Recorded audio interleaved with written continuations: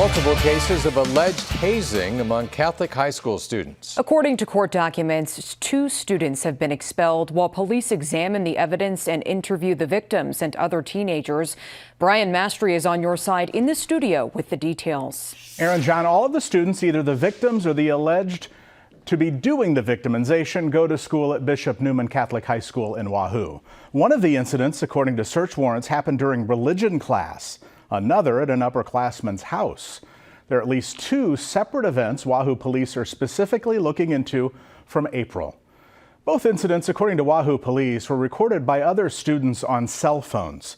In the case that led to 2 students being expelled, one teen allegedly held down a younger student, while another pulled down his gym shorts and attempted to assault him with a Gatorade bottle. Remember, investigators have reviewed video of that. The victim told officers he didn't want to get his friends in trouble and that they're still laughing about it. In another incident during religion class, investigators said the victim showed a textbook example of trauma response during the interview.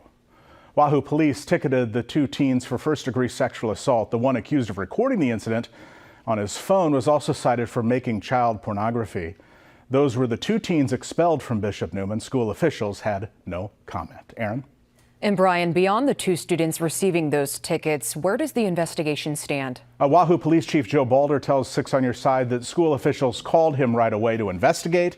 They're cooperating and that his team is still interviewing students. They're all juveniles, and then when they're done with that, the reports will be given to the county attorney to decide how to proceed.